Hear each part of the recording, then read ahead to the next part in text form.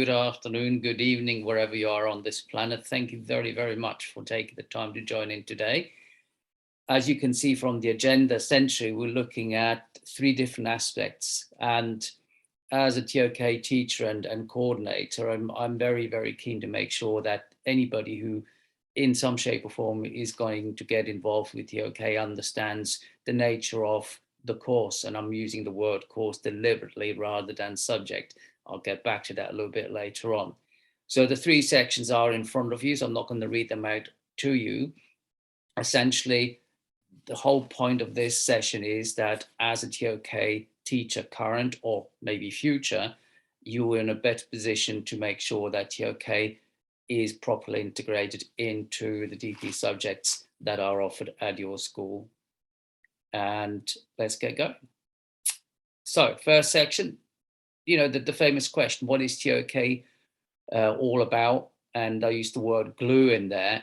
And to me, that kind of sums it up to what TOK should be in terms of its purpose across a DP program.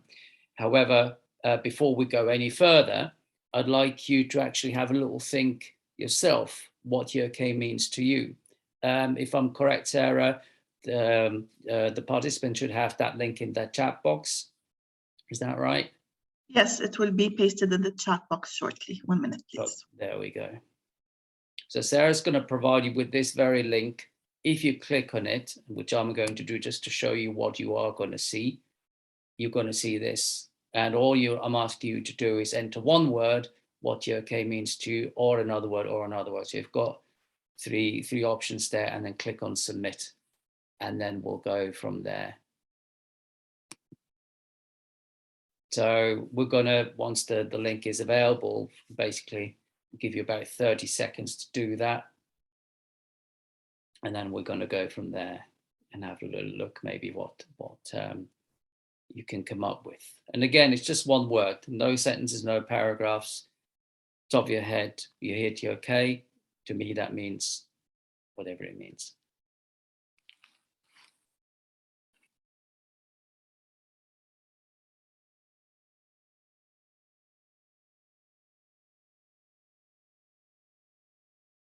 The other thing, whilst you're just entering these words, I'd also like to highlight that after each of the 3 sections today, we are going to have time for questions and answers. You're going to post your questions in the chat, and then we're going to try and answer as many as we can, bearing in mind we are a little bit obviously limited in terms of time. But to me, that's really important that you walk away with having questions that you may have answered to the best of my ability. And if I don't have the answer for you, I'll be honest and say I don't, but I can always ask somebody who does.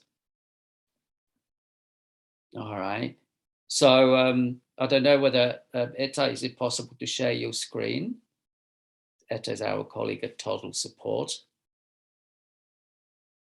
to see what people have put down so far.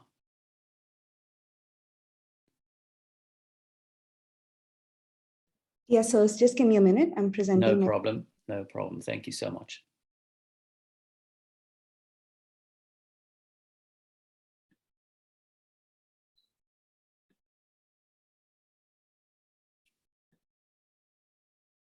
All right, there we go. And of course, this is kind of growing as we go along. And I'm guessing that many of you are already familiar with Mentimeter as an application. This is something that is quite useful, particularly in the context of a TOK session, but also whenever you have a subject session in your own specialist area, to get a conversation going or get the students thinking about what you actually want to achieve during this lesson. As you will be aware, in the context of TOK, nothing is what it ever seems. And the whole point of TOK is to question what we perceive to be as known. And one could argue that as a successful TOK session, you could say that if the students walk out of the room more confused than when they came in, then you've done your job as a TOK teacher. Okay.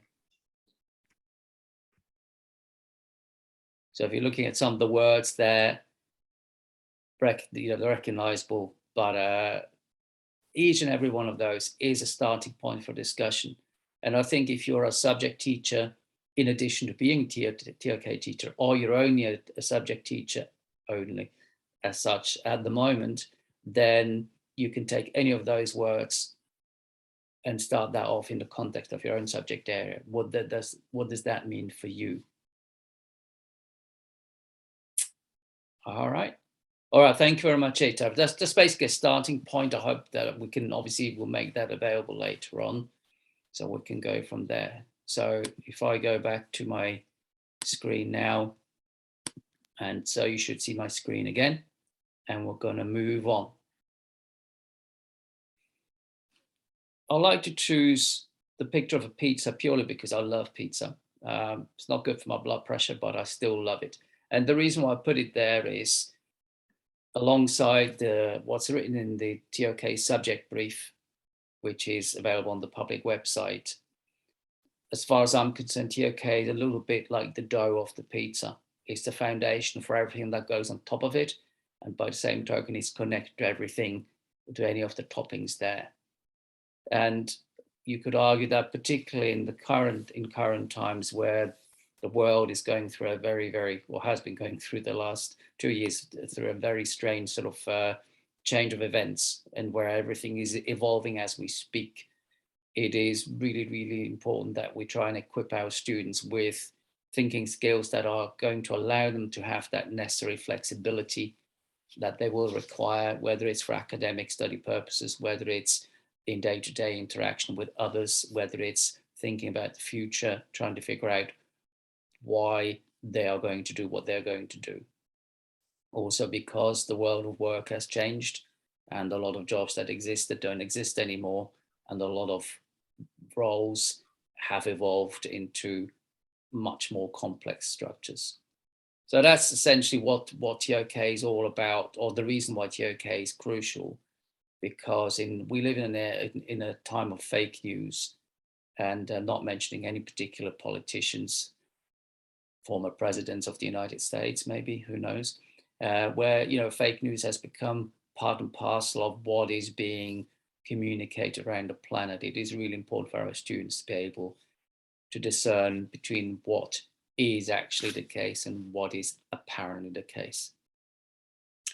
And I think that's what TOK is all about as well. When you're looking at the course itself, and again, you are familiar with this, the TOK course is this new version as of last academic year, an updated version here, where the shift has been a little bit towards the looking at the nature of knowledge, and not just looking at areas of knowledge or ways of knowing in isolation. How do you know that is still the central question of TOK. And of course, one of the big sort of frustrating moments, I guess, for students when they start their TOK course is that they expect content and they want to memorize the content, or they think they should memorize the content so they can do well in their exams. And this is where I said earlier on that TOK is actually a course, it's not a subject. So it doesn't follow the traditional pattern. And the words that I put in red there, the acquisition, the production, the application, the communication, and the consideration of the validity, certainty, and reliability of knowledge, those are the kind of focus points of the TOK course. And always with the understanding that it is never black or white. There are many different shades of grey available depending on the context. So that's something to bear in mind. And I know for some teachers and a lot of students, that is quite scary sometimes. But to be honest, that is the way the world works as well. And it's something that I think as educators, we need to try and build into our teaching as much as we can on a daily basis. So if we're then looking at the course as a quick overview, and one of the sort of questions that sometimes comes up, and that's, a decision that needs to be done or needs to be made in the context of your school by looking at the factors that have an influence of how you can run your TOK course. The core theme, the knowledge and knower, is a given. That's not negotiable. That is done by everybody. However, then you add your 2 optional themes. And when it comes to choosing which ones to go for, there is no easy option. And that's not the way you arguably should be thinking about it anyway. But, technology is all around us. And again, we are partially having this webinar right now because of the advance of technology. But technology is also changing the way we operate as individuals, as humans. So as you're looking at it from your own subject specialism perspective, how does that look in the arts? How does that look in mathematics? How does that look in history? Where does technology come into it? And does it help or does it hinder? And so that's one of the ways in which you can also make a relevant connection to real life and current affairs, because the days of teaching out of a textbook are over. It's as simple as that, because the knowledge that's printed in the textbook is probably relevant for about a month or a minute or maybe 6 months, and then it'll be superseded by something else. When it comes to deciding whether you want to investigate knowledge and religion, I would suggest double check how that works within the culture of your country. I spent the last 3 years in the UAE, where you do not discuss religion. That's just not allowed. And so that's an option that we couldn't choose at my school at the time. However, if you are not under such constraints, then by all means have a look, because of course, arguably, religion is sometimes used as the justification for between nations going to war or societies not getting on with each other. But it's very much a worthwhile topic to investigate, even if you're not doing it in a dedicated manner. Religion at some point or other is going to come into it as well. Indigenous societies is one of my personal favorites, because again, we for a long time as a Westerner, we have always aspired to ideals that would allow us to improve our societies based on a Western model. And unfortunately, a lot of the time, Western societies seem to think that they are the only ones who have the solution to problems. And that is simply not the case. The simple one is, an easy one is medicine. If you're looking at Chinese medicine, for example, versus Western style medicine, they both have their place. It's not that one is better than the other. The Ainu people in northern Japan, for example, have a whole set of skills that are only knowledge or known to them until they are, of course, prepared to share it with the rest of the people around them. What I like is the concept that language as an actual way of knowing has actually been integrated into becoming an optional theme of this course, on the basis that I don't know whether you have children of your own. I remember certainly when my children were teenagers, the sort of overall level of communication kind of descends quite a bit from whole sentences to individual words, to just grunting, or to using emoji language via their phones. So language plays a huge role now in the way knowledge is acquired, produced, applied, and so on. And so that's in itself, the different forms of language is very much a worthwhile topic to investigate. And the final one, politics, again, in some countries, that's not, unfortunately, not an option because of, unwritten laws of what you can and cannot discuss. But again, at the end of the day, it has an impact on people's everyday lives. And I think, if anything, coming from Switzerland originally, where the youth, so to speak, is relatively detached from what's happening in Switzerland or from Swiss politics, because it's just not something that the majority of them are interested in. But at the end of the day, in terms of overall global stability, politics plays a role. Who's really in charge? And politics is linked to economics, and economics is linked to politics, for example. I think each and every one of those optional themes provides a really, really great platform to get the course going and make it relevant to the students. And again, each or all of those connected to your own subject specialism. How does that look? Where are the links for you? The other thing I just wanted to go through also is that the bottom line is that as far as knowledge is concerned, you don't just get it. So if you're going to Google something, that doesn't mean that you're actually acquiring knowledge. In other words, you're looking at the pyramid shape that starts at the very bottom. We are being bombarded on a daily basis, or by the minute even, with data thrown at us via our phones, via our computer screens, TV, newspapers, etc., etc. And it is really crucial that you help your students understand that this process happens every day in every scenario. And so that's not just linked to TOK uniquely, but that's linked to subjects that they're taking at school as well as in their daily life. So you're moving from a data level up to an information level once you recognize the data, once you can process it. And if you recognize it again in another on another occasion, it has become information. So it can do actually, you can give it some meaning. From that moment onwards, if you can process that information and apply it, then it becomes knowledge. And at that stage, it depends what you're going to do with it. Are you able to, with that knowledge, to produce other knowledge? Can you apply it? Can you transfer it? And how are you going to use it?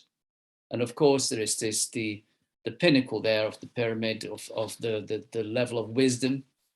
And that's a debatable term, depending on who you talk to.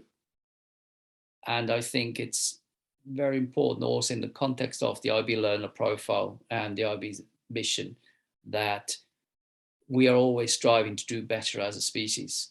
But as an individual, whether you're a student or a teacher, to get to a stage of wisdom, to me, is something we're aiming for. Whether we're really going to get to that stage ever, my personal opinion is I'm not sure about that, but it's something that we should aim for sure, in order to get an overall better understanding of what's going on and how we actually know what we think we know.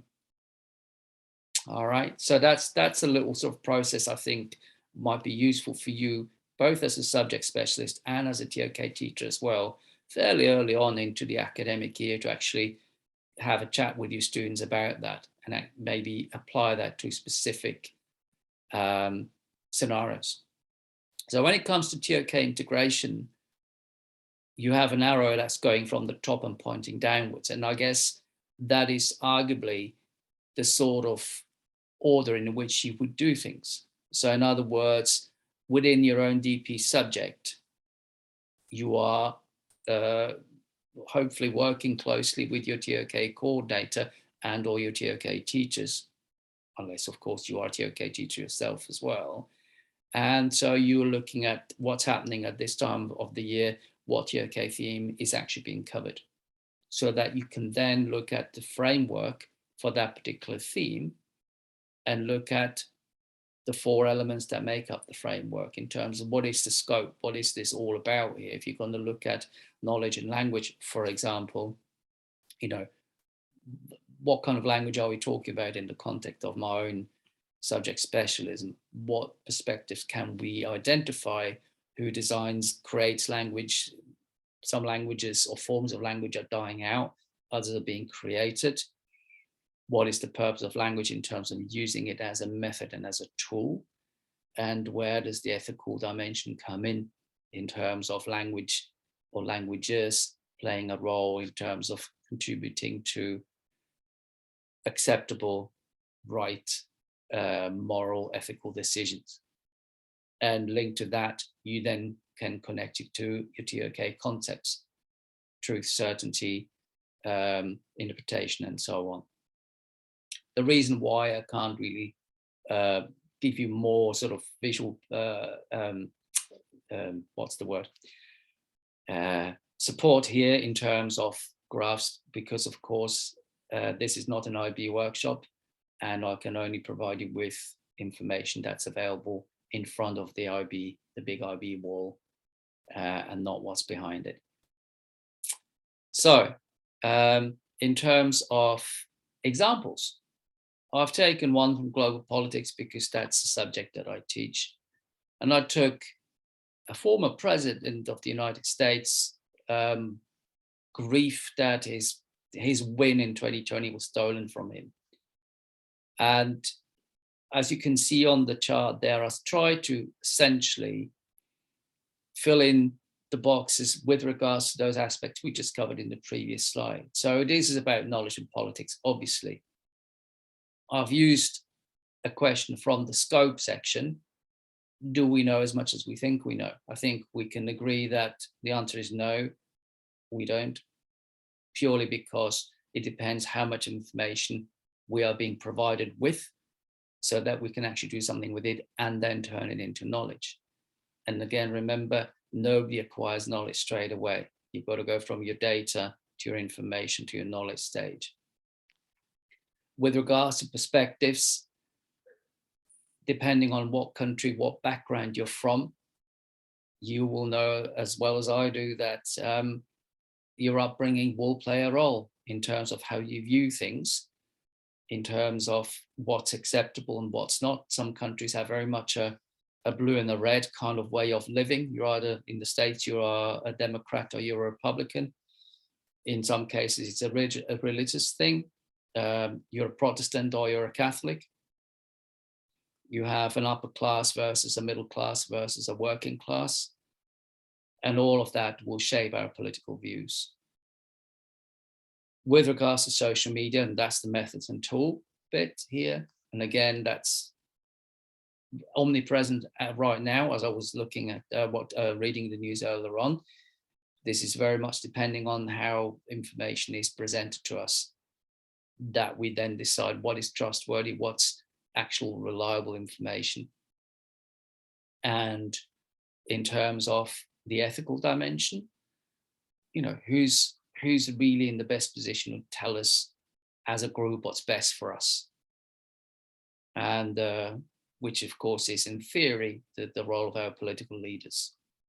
And I've added the TOK concepts that are relevant in this particular case, and again, I've put these there obviously to complete the chart, but by the same token also to remind you as a subject teacher, you are very much in a position to use any of those concepts as a starting point for this discussion within your own subject area, for your students to determine what they think they know and how they would interpret information or knowledge, how they justify it, what perspective are they coming from, will their perspective change over time, how certain are they about it, and the ethical responsibility to a certain degree, what you're going to do with it.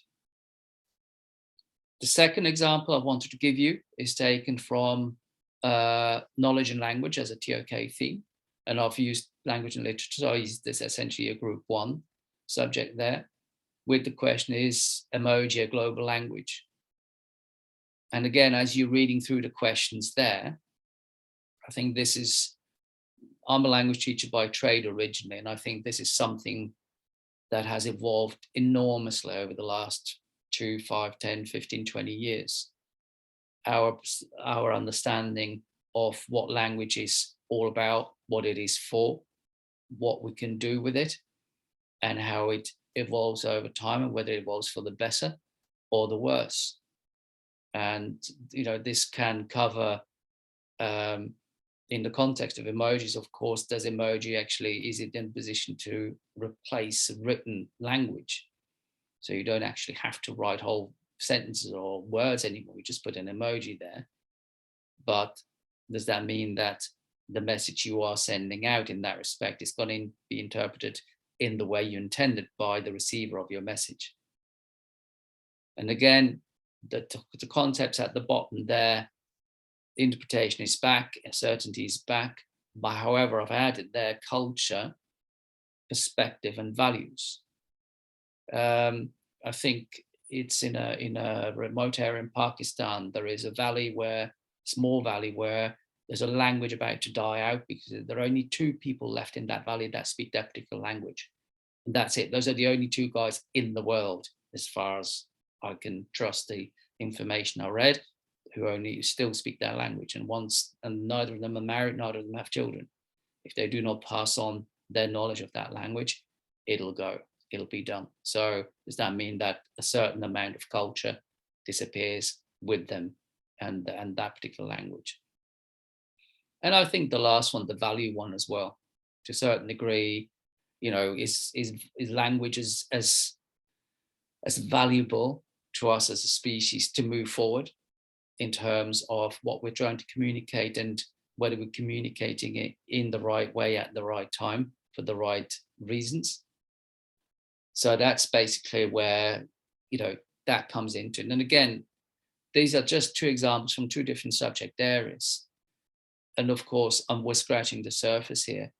But if you are trying to integrate TOK to begin with, throughout your course, this is a simple way of getting you started. No need for writing long and complicated lesson plans. This is right there is one possible way in which you can do that to get the discussion going. So if I'm right now with Sarah, we would move forward and see whether we have anybody's got any questions they want to ask. Sure, Urs. So if anyone has any questions with regards to what Urs has just shared with us, please do drop your questions in the chat box.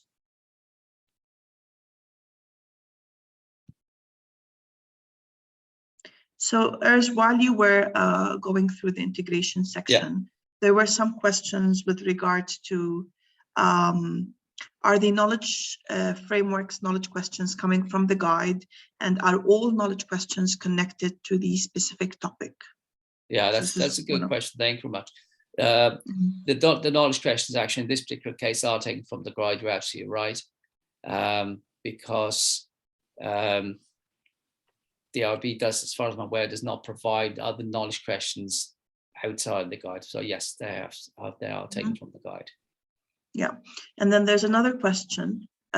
Which TOK concepts would you relate to in knowledge and technology? Okay, let me go back to, the knowledge technology. Again, one of the questions you can ask your students is in terms of, does technology help or hinder the advancement of society? So you could be looking at perspective, you could be looking at justification in terms of how much technology do we need in our lives. The whole discussion about artificial intelligence, AI, is huge at the moment. There's these kind of hypothetical scenarios of, teachers are going to lose their jobs very soon because they're going to be replaced by robots and androids. And in terms of, is that really the case? So it's an interpretation, it's a justification matter in terms of, is it in humanity's best interest? Where do you stand on an ethical level? How far do you want to push technology development until you have to say, hang on a minute, no, now I think we've gone too far.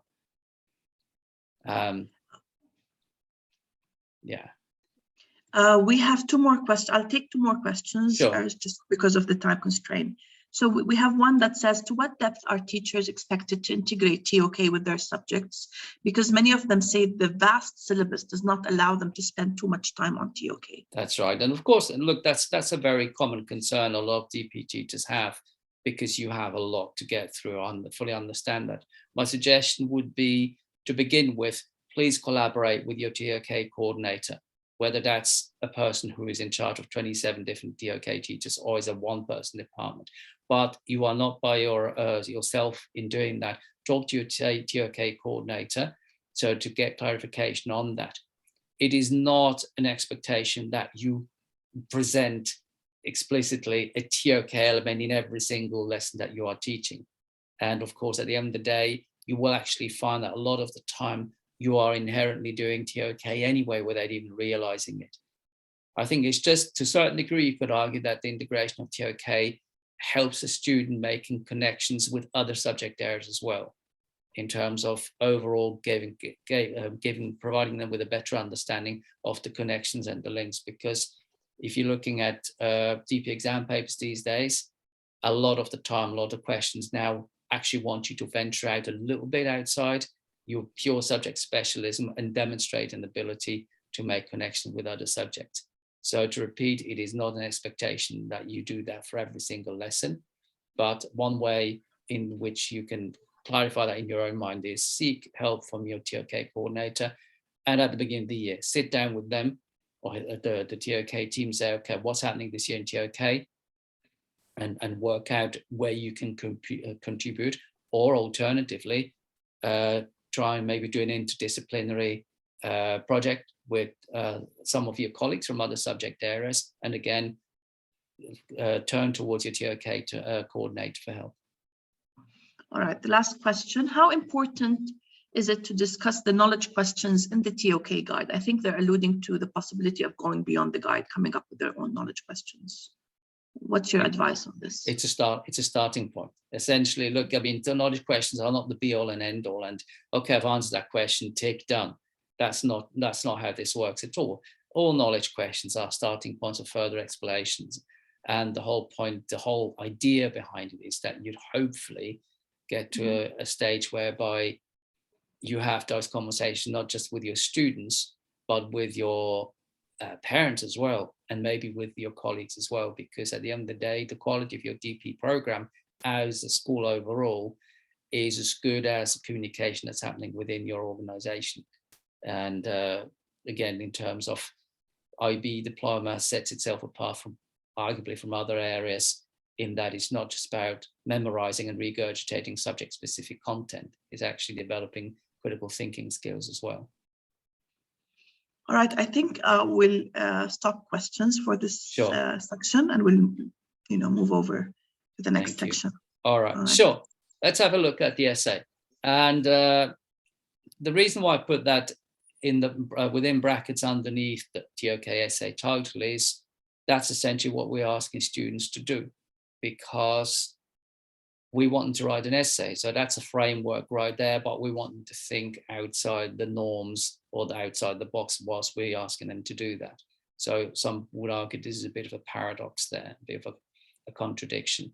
So what it comes down to, the overview here is given. You can read that for yourself.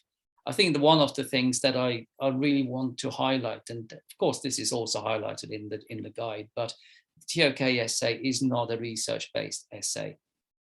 It is not. It's a testament of the student's ability to think for him or herself. And so therefore it's really important that students do not think that the more resources or the more sources they're going to put down in the bibliography, the better their essay is going to be. That is absolutely not the case. Also, remember, the maximum is 1,600 words. There is no minimum given. It used to be the case that the IB would say 1,200 is your minimum, between 12 and 1,600 words. That's no longer the case. Arguably, you could say the unwritten kind of rule, and some people might agree with this, disagree with this, is that if you don't really have a minimum of 1,200, I'm not sure that you're going to do the essay title justice, really. And one draft essay is allowed to be submitted for formative feedback by the teacher. So 2-3 drafts is not acceptable. It's against what the IB is telling you to do. So that's please try and adhere to that. The other thing is also, and to me, this is probably one of and this is the last point, 3 interactions with the students. This is the important aspect of the support provided by the teacher in terms of making sure the students understand what the title is all about, in terms of understanding how to unpack it, in terms of understanding how to draw up the plan, what they're going to talk about, how they're going to develop their argument. And also, of course, when they have submitted a draft essay, that they're going to receive feedback that's going to help them produce the final version and formulate maybe their ideas a bit more clearly. And most importantly, the whole concept of claim versus counterclaim. A lot of essays suffer from that sort of issue of being very elaborate when it comes to explaining claims, but when it comes to weighing that up against counterclaims, they fall short on that. Now, in order to kind of help you, maybe as teachers, and help the students as well, these are just a number of questions. You can go through them. I mean, to be honest, I've used this one as a checklist for my students in the past. And again, you can read the questions yourself, but I think in each of the question there is a keyword in there. So what is the nature of your essay? What is your essay actually all about? Yes, the title is the one that you've chosen out of the 6, but of course it relates also to your real life examples that you've chosen, whether you're actually doing justice to the title and engaging with it effectively. In terms of the scope, and that's another observation sometimes, that a lot of students kind of limit themselves by providing examples that are within their comfort zone, but then don't go beyond that. And that's a limitation. Of course, you have up to 1,600 words to write it. I get that. But that's where the planning aspect comes into it really, really importantly. A lot of essays also are suffering from what I would call a standard essay introduction. In this essay, I'm going to talk about yada, yada, yada. There's no point in describing what you're going to do in a whole paragraph, because the examiner will know what you're supposed to be doing. So how are you going to start your essay off? So what is the focus of it? Examples refers quite often to quotes. A lot of students, of course, maybe, particularly in the context of language and literature, might be tempted just to throw in a 2 or 3 or 4 quotes because that makes it look better. And that only works so far. So it's important that whatever examples you're using is that they're actually going to support what you are trying to develop as an argument, and not work against it. There's nothing worse than examples of quotes being thrown in there and they're like the elephant in the room. They're just standalone elements that get in the way. Another thing is the areas of knowledge and the concepts, the TOK concepts, how are they connected, how they're woven into your essay. And it's not enough for them to literally say, okay, the areas of knowledge in this context are da, da, da, da, da. Yeah, and what else can you say about it? How is that connected to your title? How does it link in with your ways of knowing? It's the same with the concepts, as we said earlier on. These are umbrella terms. So the skill is that whatever concepts you're building into your essay, that you're using them as a starting point to link it to your claim and the evaluation of your counterclaim as well, and which is the next question there as well.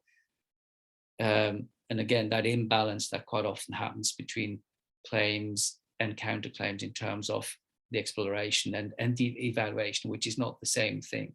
Exploration is basically you're outlining what the counterclaim is, whereas an evaluation is, how does that actually connect to my title? And the final question on that list there, to me, is probably the one that a lot of time keeps students from getting maybe a grade A or just a better grade overall. What are the implications of your arguments?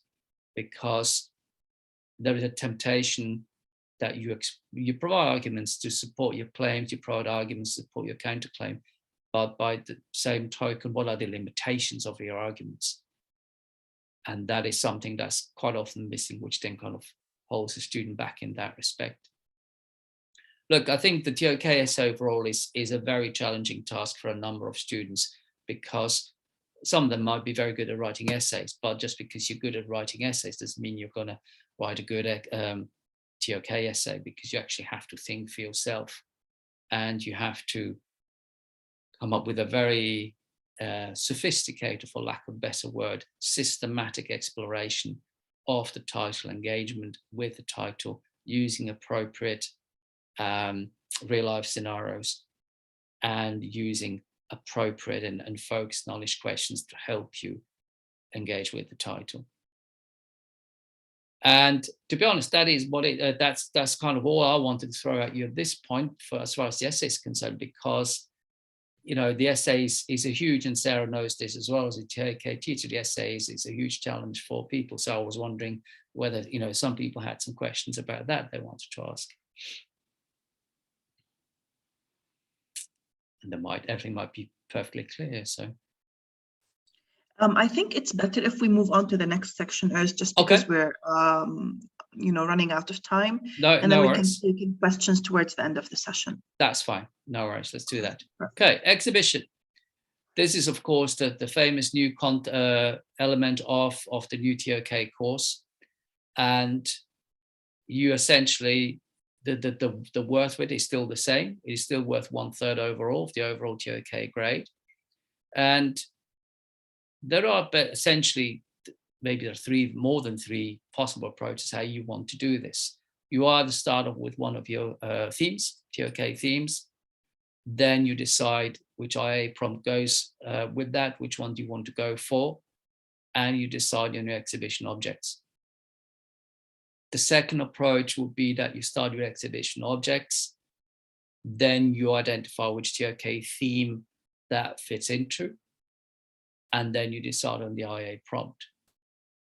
And I think the argument, you know, some people say, oh, only A is really the best way forward. And I would say that depends a little bit on your context, because I have come across that, in fact, all three approaches, and the third one being, of course, you start with the IA prompt, you identify a theme, and then you decide on what your appropriate objects are that you would like to choose for your exhibition.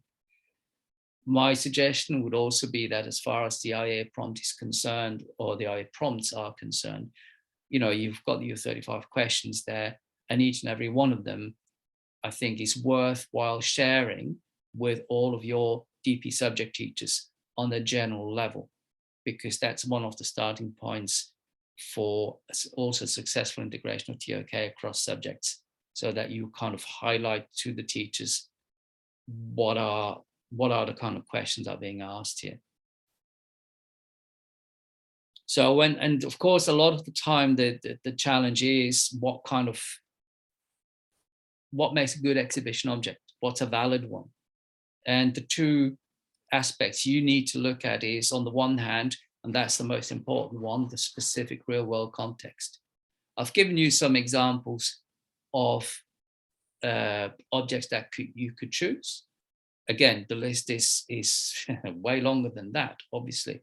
But I think the really, really important comment here is that if the student does not have an actual connection with that object, it's not the right object to be included in the TOK exhibition.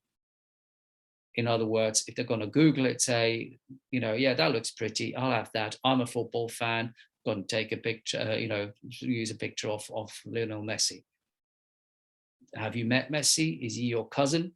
What's your connection with Messi? Or you're Argentinian? Okay, so work on that. So it's not quite as you know, as simple as maybe students might think it is. The other aspect is that as far as the physical and the digital object format is concerned, if you have the physical object available to you, that's brilliant. But if you don't, then a digital version of that is acceptable as well, because of course some objects might not be accessible to you, but you still can actually justify a personal connection. So the checklist, meet Carl, by the way, a lovely fella, good hat. And that's the kind of questions the students themselves will have to ask. And this is something that you as a TOK teacher with them can ask them to do, to talk you through what is the personal relevance, because that is something they have to also include in their commentary. What is the real world context? So beyond their personal connection, how does that object play a role in a bigger context? How does your object link with your chosen IA prompt? What is the TOK theme the objects are grounded in? How do you address the relevant TOK concepts? And what areas of knowledge are connected in the context of, or in the framework of your chosen example?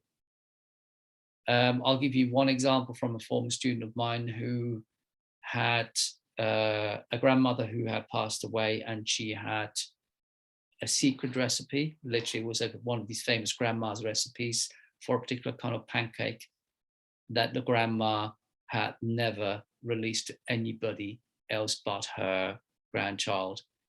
And so that's transfer of knowledge right there between two people exclusively. And so this particular student used this particular recipe as one of her objects in terms of the importance of passing on knowledge from generation to another, and obviously then went into far more detail about that as well. So look, again, this is each and every one of those aspects, the exhibition and the essay, obviously we could do in a separate session on. Are there any questions anybody else wanted or anybody had about either the essay or the Yes, we do have some questions. I've been trying to respond to some of those in typing because they were simple and straightforward. But there are some questions that I would like to ask you, Urs. Any tips for a step-by-step process on guiding students after explaining the basics of the essay till the point they are ready to submit their draft, the first draft? Yeah. Sorry, say that again. Any steps for a step-by-step process on guiding students after explaining the basics of the essay till the point they are ready to submit their first draft? All right. So my suggestion, and again, there are different ways of doing it. One approach that has worked for me is, number one, you do your unpacking of your essay titles to begin with. That's the first thing. Students need to understand what the 6 titles are all about. The second step is, I would ask my students, out of the 6 titles, once we've done the unpacking, to choose 3 out of 6, and then come up with a justification of why they're thinking about those 3. And I'll have a one-on-one meeting with them where they talk me through it. What are the strengths of this, of this title? What are the limitations of this title in terms of what they have to do? The next step after that is to narrow the 3 down to 1 title, decide on the final title, so that they can actually then, that they're sure about their choice. It's a bit like with the extended essay research question as well. It takes a long time until you get to the final product. Once you've got it, you've got to work with it. The step after that for me would be that they start planning in terms of identifying, okay, this is my chosen essay title. What's my next step? What is my real life situation going to be, or my real life situations? Do they connect with that? Am I choosing real life situations that allow me to make meaningful connections to the TOK concepts? Can I connect it also with the ways of knowing the areas of knowledge?